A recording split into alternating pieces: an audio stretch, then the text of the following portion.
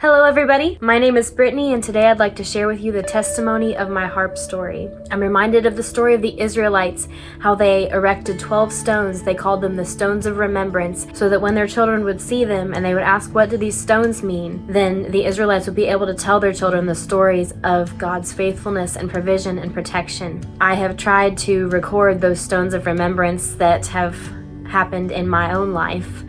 And this harp story is one of those stones. It has been on my heart recently to share this story with all of you, and I pray that it will bless you. I grew up in a musical family. My father is a music minister, and he was always so wonderful about including us children in his ministry. We sang together from a very early age, and I was always so immersed by those beautiful hymns of the faith and those wonderful contemporary Christian songs that encourage us to meditate on how wonderful the Lord is. And I realized from a very early age the impact that music has in the worship of the Lord and how it can draw people closer to Him. I was saved when I was 6 years old. So very early on, it was not only just pretty music that was about the Lord, but it was personal, in my own personal worship of the Lord. When I was 11, I started playing piano. When I was 15, I started playing violin. And then when I was 16, there was this little harp that was in our house because my dad bought it for my mom at a pawn shop when I was maybe 3 or 4, and I grew up hearing it. So when I was 16, I decided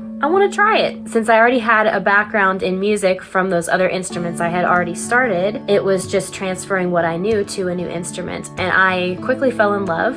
The first song that I played in church was O Come Emmanuel. I played it and sang it, and the church people were so sweet and responsive and very blessed by it, and that was very encouraging. So I kept going, I kept learning and progressing and started playing for more things in church and elsewhere. When I was 18, I graduated from high school, and my grandparents got me a Celtic harp that was bigger. It was a floor harp. I could sit it on the floor and sit behind it and play it, and it was beautiful. It has a massive sound. I still play it. I love it very, very much. And I continued to increase my playing and the things that I played for. In the meantime, I was teaching piano lessons, and I was doing online classes for a professional writer certificate. Writing is my other passion. It's music and writing.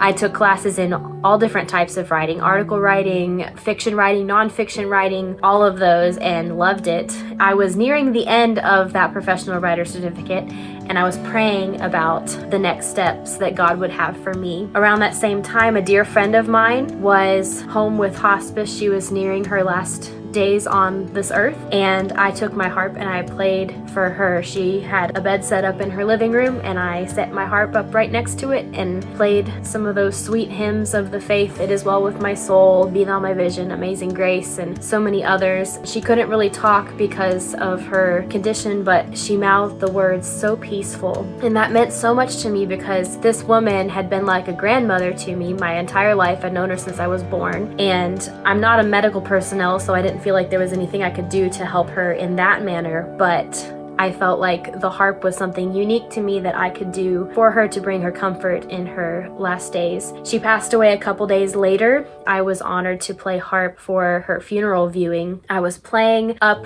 front, and there was another friend of ours that came in and saw me playing. She was talking to my mother, who was also there, and she asked my mom, "What's Brittany considering next? What's her next steps?" Mom said, "Well, she's praying about it. She's finishing up her professional writer certificate, and she's praying about those next steps." This friend said, well, she should consider harp at Cedarville. I had heard about Cedarville growing up, and I always liked it, and I appreciated their commitment to excellence and what they do for the glory of God. I began to pray and consider this decision. The program at Cedarville for harp is for the pedal harp, which is the kind of harp that you see in orchestras and in classical music.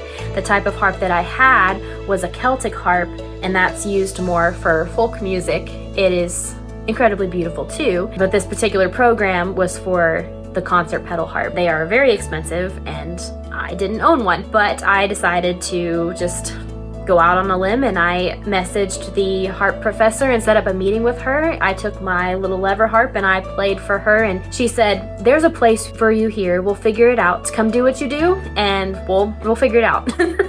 So I came and I auditioned, and they accepted me into the school, and they accepted me into the music program. I was packing my bags the day before I was supposed to move on campus, and I was thinking, this is crazy. I do not have a pedal harp. We're just going with it. I messaged her and I asked her, just checking on the status of the pedal harp to see what's going on with it. She messaged me back that night and she said, "Oh yes, we were able to find one. We purchased it for the school. It'll be here this weekend." So the very same weekend that I move in for my freshman year of college, this harp arrives for me to use, and the chair of the music department was so gracious. She allowed me to use it for all 4 years. I could take it home on breaks. I could basically pretend like it was mine for 4 years, and I grew by leaps and bounds in those 4 years. As a harpist, I grew in my faith.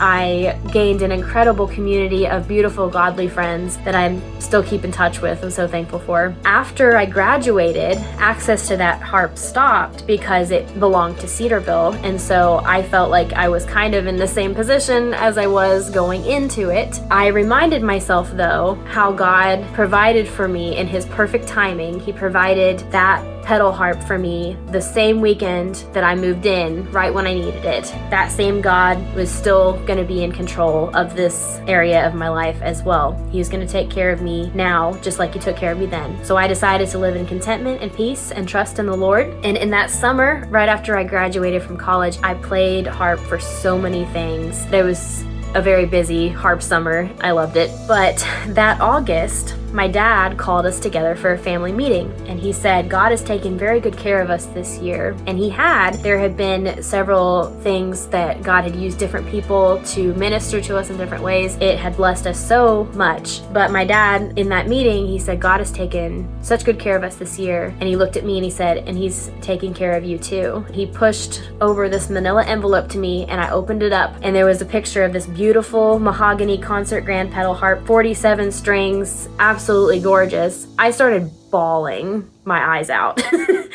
because I started to save money for a pedal harp, but I knew it was going to be a while because they're not cheap.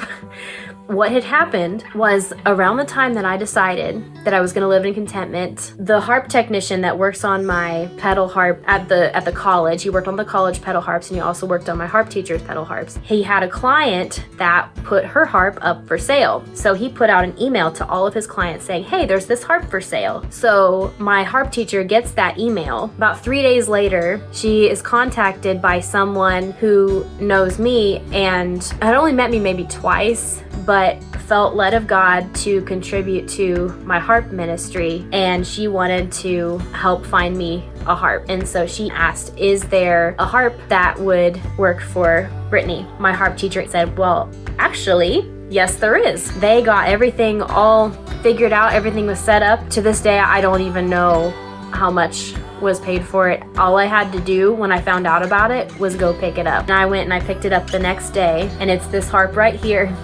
It's mahogany wood even, which is my favorite type of wood. So even down to the little things, it's absolutely perfect, and God just provided in an incredible way. I'm so humbled that God has worked in my life in this way. It has also impacted me in the fact that the same God who provided for me in that area of my life with the harps will provide for me in other areas of my life, like finances and my future. Any questions that I have regarding those things, I can trust that God is faithful, and He will provide just like He has, and He will continue to provide. The same God who worked in my life in that way is the same God who can work in your life as well. And I pray that this story encourages you, and that you are reminded of His wonderful love and faithfulness. It's an absolute honor to serve Him. I want my entire life, my entire music ministry, my whole harp story from now to the end of my life to glorify Him. To Him alone be the glory.